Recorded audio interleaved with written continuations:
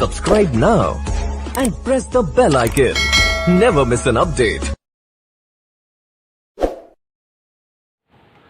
समस्त दर्शक श्रोता बंधुओं को नमस्कार।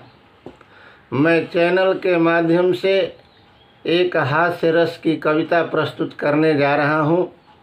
यदि कविता अच्छी लगे तो उसे अवश्य लाइक एवं शेयर करने की कृपा करेंगे, और यदि चैनल से अब तक नहीं जुड़े हैं तो उसे सब्सक्राइब करने की भी कृपा करेंगे। इस कविता की सेंट्रल आइडिया, इसका संक्षिप्त सारांश इस प्रकार है कि वाराणसी कैंट रेलवे स्टेशन पर एक शराबी शराब पीकर लेटा था। डोज काफ़ी बढ़ा लिया था। उसी समय एक टेम्पू वाले से कह रहा है कि ले चलो, मुझे कैंट चलना है।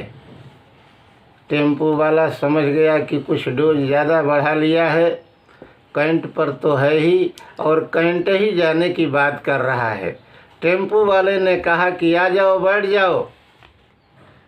लड़खड़ाते हुए कदमों से जाकर बैठ गया। टेम्पू वाले को तो जाना था नहीं। एक्सीलेटर बढ़ा करके वहीं घुर्र घुर्र करके टेम्पू जो है रोक दिया 2 मिनट के बाद, और कहा कि उतर जाओ, कैंट आ गया। लड़खड़ाती जुबान से वह कहा शराबी कि कैंट आ गया। कहा उसने कि देख नहीं रहे हो सामने। कहा कि ठीक है, कितना दे दूं।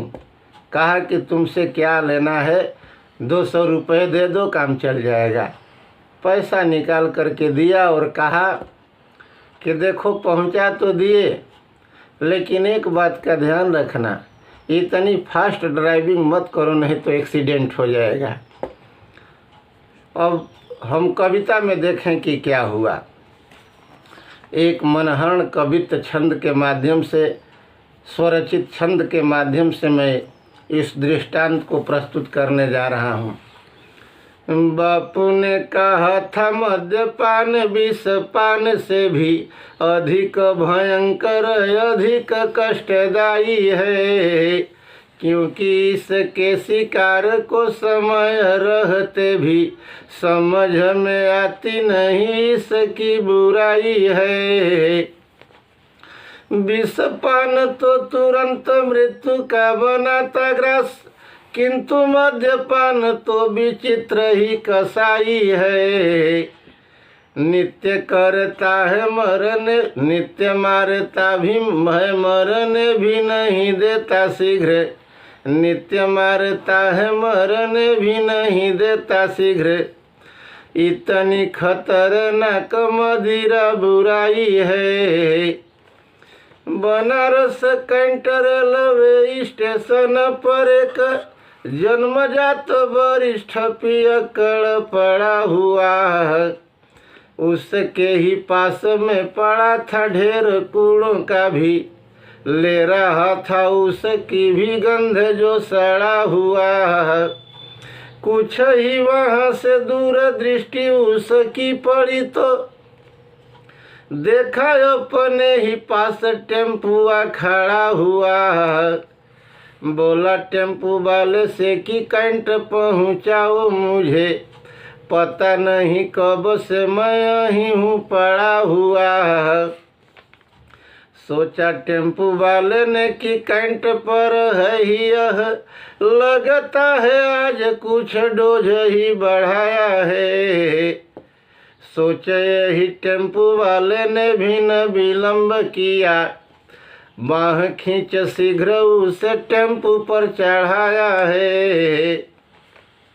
जाना तो कहीं था नहीं, कैंट पर था ही वह, घुर्र घुर्र कर एक्सीलेटर बढ़ाया है।